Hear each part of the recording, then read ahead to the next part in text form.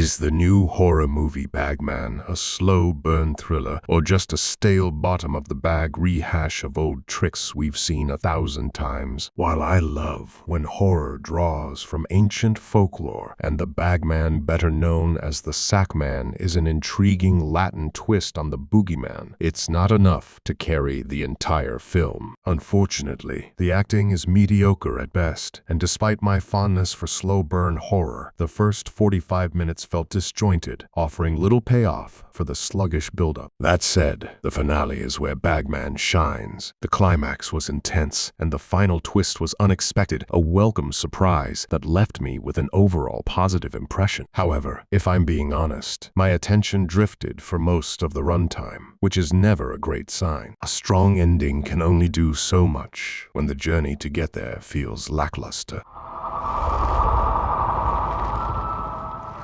Due to financial setbacks, Patrick McKee and his family are forced to move back into his childhood home. If that's not tough enough, Patrick also has to work for his brother Liam at the family lumber yard. Patrick, an engineer by trade, fumbled a few loans, leaving the family buried in debt. When Patrick confides in Liam about hearing strange noises at night, Liam just tells him it's probably kids drinking or something stupid like that. Now, their son Jake loves his recorder. He blows on that flute the whole damn day, and if he was any good, it would have been fine. But he is blowing that one horrible note that every kid manages to get out of a flute that hits that special nerve made for kids doing repetitive stuff. That night, while taking out the trash, the light flickers, and Patrick hears a strange sound in the woods surrounding his house. He puts on his courageous trousers and walks into the forest, only to be startled by a ferret or some type of rodent. The next day at the lumberyard, all the employees are hard at work, while Patrick, for some reason, has time to carve a small figure out of wood with his lucky pocket knife. Liam asks him about his nightmares. He has dreams of someone kidnapping Jake. They share a brotherly chuckle, blaming their dad for Patrick's overactive imagination. In a flashback, when Liam and Patrick were kids, Patrick was already carving figures out of wood. Liam takes Patrick to the old mine shafts. Their dad always tells them to never go there, but that's what makes it fun. Young Liam, for some reason, switched ethnicity somewhere in his puberty, but let's just skip over that. So Liam dares Patrick to explore the mine, and although Patrick first tells him he doesn't want to do it, then he notices a wild plum tree next to the entrance, which is great wood carving wood. Patrick runs towards the tree to secure a nice piece, but some guy with scissors sneaks up behind him and cuts off a lock of his hair. Back in the present, Karina, the wife, loses her crap over Jake playing that damn flute. Jake hears giggling coming from the forest and sees a kid, so he follows him into the woods. Karina notices he's gone and runs in after him. She finds him sitting next to some weird tree playing the flute. That tree gives Karina a bad vibe, and as they walk off, a creepy hand strokes the bark. When Patrick gets home, they put Jake to bed and talk about how Karina almost lost him in the woods just because she lost her shit over playing that damn flute. While she talks about it, the light flickers and the baby monitor glitches. Patrick finishes the night by goofing off and carving some wood in front of his work laptop when he gets an email about his loan at an ungodly time. The loan company tells him that they can't fund him any longer and he should start paying something back already. He is angry and slams his lucky knife into his desk. It breaks and he throws it in the trash. As soon as he does that, he hears Jake talking through the baby monitor. Patrick goes into his room to ask who he is talking to, and Jake answers to Dolly. Patrick opens the window to joke around by saying all are welcome, until somebody throws a handful of wood carvings against the window. He quickly closes it and says all are not welcome. Why he did not go outside to throw hands beats me. But as soon as he leaves Jake's room, there is a power outage. He goes to check the doors and windows and finds one window open. As he gets ready to close it, he hears the sound of the world's most loudest zipper. But while Patrick is glued to the window and telling Karina about his zipper sound, there is a large slam and the sound of somebody running on the stairs accompanied by Jake crying. Patrick runs to Jake while Karina calls the cops. Patrick takes a baseball bat and goes downstairs. He finds their back door opened and the swing is still moving. He screams screams to the forest that if he wants to mess with him, that he is right here, and Patrick hears the zipper sound again. It reminds him of that day at the mines, but nothing happens. The next morning, Police Chief Isaacs is checking out the place, but they can't find anything. He asks them if they have a hidden key, which is at, like, the most obvious spot to hide a key, and Chief Isaacs assumes that somebody thought they were on vacation and decided to do some late-night shopping. He asks them to check if anything might be missing, no matter how small or insignificant. Now, this Chief Isaacs knows exactly what is going on, and out of fear of sounding a little crazy, decides to not tell the family anything. But mark my words, this guy knows what's up. In front of Jake's window, the police found small wooden carved figures and assumes somebody was taunting them. A little later, even though they are in an alarming amount of debt, they still manage to install a state-of-the-art home security system. Patrick is emptying the trash can in his office, but the remains of his lucky knife are gone from the trash and are replaced with a wooden owl that he carved when he was a kid and lost at the entrance to the mine shaft. While Patrick tells Karina about his carved owl, Karina tells Patrick she stole Jake's flute and asks him to make it disappear. But during bath time, Jake asks to play on the flute, so Daddy instantly caves and tells him to wait up. As Patrick moves through the house, he calls out to Jake to keep saying he's okay, but when he reaches the garage where he hid the flute, Jake doesn't answer anymore. The light in the bathroom flickers, and Jake sees Dolly at the window. The bathroom door closes, and all Patrick hears is some mumbling when he calls out. Somebody tries to get in through the window, but Karina and Patrick storm into the bathroom, and the lights are off. Jake is still sitting in the bath. Patrick is losing it and spends his night searching the trash for Jake's flute. That night, Patrick's phone gives a notice that the alarm system is interrupted. He notices something is moving outside, so he leaves the house to go to the garage, which isn't connected through a door inside for some reason. In the garage, he finds a doll of himself when he was a kid. He walks back to the house, but the front door is now locked. The very well-hidden spare key is gone. Patrick goes to a back door into the kitchen, which is also locked, but has a doggy door, and tries to open the door through that. But when he looks into the dining room, he can see an ominous-looking man hanging on the ceiling playing Jake's flute. Patrick smashes the window and rushes inside and runs straight upstairs. He tells Karina and Jake to wait in the bedroom as he runs around the house like a real alpha male. But the scary guy is gone. Then the alarm goes off. For some reason, Chief Isaacs doesn't work nights because he arrives the next morning. And again, this bastard knows what is going on because he asks yet again if something is missing from the house. This time, Patrick tells him that Jake's recorder is missing, but that he heard it being played last night. But since Isaacs is still holding out on them, Patrick goes to his brother to show him the owl. It's the only owl he ever made, which he lost on that day at the mine. Liam tells Patrick he should go see his old shrink Barbara because she used to be a huge help to him. Meanwhile, Karina is working in the park while Jake is playing. Jake gives his mom a present from Dolly. It's two drawings, one from Patrick when he was a kid, and the other of Karina and Jake made from the point of view from the Playhouse's tunnel. Karina runs towards the playhouse and crawls inside. The bagman is there luring Jake inside his bag, and that's when Patrick wakes up. It was all a nightmare. Karina and Patrick go to see Barbara. Barbara tells Karina about a phobia Patrick used to have as a child. In a flashback, we see Patrick and his dad. They walk towards the mine shaft. Patrick asks his dad who owns the mines, and his dad tells him they belong to Bagman, a guy who snatches children, but not the bad kids. It's the good kids he wants, the shiny kids, which is a cute, small little nod to The Shining. His dad tells him that when the Bagman catches the trail of one of these kids, he will not rest until he catches them and gobbles them down. Now, Barbara explains that the story of the bag, or sack man, is a story used to scare children in many cultures. The real story of the Bagman is mixed into many cultures as well. He is comparable to the likes of the boogeyman or Krampus. The Dutch even gave one of their holidays about a Turkish man freeing slaves, and then to thank him the slaves help him to deliver presents a dark undertone, with saying that if they are bad, he will take them in his sack. But our lovable Coca-Cola invention Santa Claus is also derived from the sack man story. So if you know know somebody carrying around a bag in folklore. He might be based on the Bagman story originally. The Bagman in the movie is out to steal and eat children. He has the power to paralyze adults, leaving their young ones vulnerable. And in turn, he again feeds off the children's fears and anxiety. Now, Barbara, who is not in the loop like Chief Isaacs, believes that because of Patrick's phobia, he is projecting the supernatural onto a regular break-in at their house. Barbara suggests they drop off Jake at Karina's sister and to just relax a bit and have some adult time. Worst shrink advice to a childhood trauma ever. Good thing Barbara isn't a real licensed psychologist. In the hotel room, Karina asks Patrick what actually happened on that day, and he tells her that he felt someone cut off a lock of his hair. He explains that that is the way Bagman starts to control you. Once he has a lock of your hair, he can find you anywhere. Patrick tells her that if he was scared as a kid, his mom would tell his dad to go and tell him there is no such thing as Bagman. But his dad couldn't do that because there certainly is. His dad also told him that Bagman has weaknesses. If you escape his grasp long enough, he will rot away, and he won't be able to touch Patrick as long as he has his lucky knife. Every kid has something that means more to them than anything else in the world. A child's love is so strong that it can turn even the weirdest item into a totem of great power. His dad tells Patrick to keep the knife close to his heart, and the Bagman can't hurt him, but lose it, or worse, throw it away, and he will come to get him. And this is where Karina tries to distract us by saying, and you think, because Jake's flute has gone missing, the Bagman will now be able to come for him. And Patrick agrees. He just wants to go home and check the trash again for the flute, but he knows he will not be able to find it. Now, meanwhile, at Karina's sister's place, the Bagman toys with her. He breaks in and paralyzes the sister, but before he gets his hands on Jake, he gets busted by the doorman and disappears. The police shows up, and again, Chief Isaacs keeps his mouth shut, except for the fact that he's seen these markings before on another victim who was paralyzed and saw a lunatic stuff his kid into a duffel bag. The chief tells Patrick that they'll put police surveillance outside to catch the bastard who's stealing children. They are all staying over at Liam's house that night because there is strength in numbers, right? But as soon as Karina goes to sleep, Patrick sees something weird on the baby monitor. It's the Bagman, and he shoves Jake into his sack. Liam and his wife are paralyzed, and Patrick runs after the Bagman. He's on pursuit. The police patrol people are also all paralyzed. Patrick follows the Bagman to the old mine shaft, and inside he crawls through a tunnel that leads to a large open space. There, he finds all kinds of little huts made out of wood, with seemingly insignificant artifacts inside. And in the corner of the room, he finds the duffel bag. In it is a doll that resembles Jake, and it has a speaking mechanism that calls out to his dad in Jake's voice. Back at the house, Karina finally wakes up and goes to Jake's room. She finds him right there, sleeping in his bed. Karina finally realizes that Jake was never his goal. In the cave, Patrick calls out to him to show himself, and the Bagman appears behind him to paralyze Patrick. He climbs on top of him and plays his son's flute to scare him further. It's exactly how his father told him. First, he takes a lock of hair so he can always find you. Then he taunts you and feeds of your fear. And then he won't rest until he has them in his grasp. The Bagman takes one of his twig houses and shows Patrick the remains of his lucky knife. He puts them inside the little house as sort of a prize. The words of his father is all Patrick can remember. As long as you have this knife, he can't hurt you, but lose it, or worse, throw it away, and he will be able to come for you. And Patrick's dad tells us the morale of the story. There are bad people out there, bad people even willing to hurt the most vulnerable and innocent people in our society. But the only thing that can keep us good people going is the belief that there is something good out there that watches over us and protects us. Which sounds a little religious for a movie plot, in my opinion, and I do believe there are good people out there that will help you in life, and that believing in the positive will keep the positivity in your life. The Bagman opens his bag while Patrick reaches for his lucky knife. He stabs the Bagman and the monster retreats back into a small area of the cave. Patrick picks up Jake's flute and stumbles towards the cave's exit. exit. But just before he makes it outside, the Bagman attacks him. Patrick throws the flute and it lands outside of the cave. The Bagman opens his bag and folds Patrick to fit inside of it. Outside of the cave, the police is searching for Patrick. They find Jake's flute at the cave entrance, and for some reason the mine is suddenly closed off with a gate. So like I mentioned before, Chief Isaacs knows damn well what happened to him, so he gives up the search right then and there. Sometime later, Karina is getting ready to move out of Patrick's parental home. She tells her sister that there is no hope. The police will never find Patrick and that it's not over yet. He will still come for Jake. So on the car ride over to her mother's house, Karina decides to protect Jake. She decides to give him his god-awful flute and tells Jake that Daddy gave everything to get that flute back for him. She tells him that a child's love is a magical thing and to always keep that flute close to his heart. And let's hope that Karina gets the kids some lessons.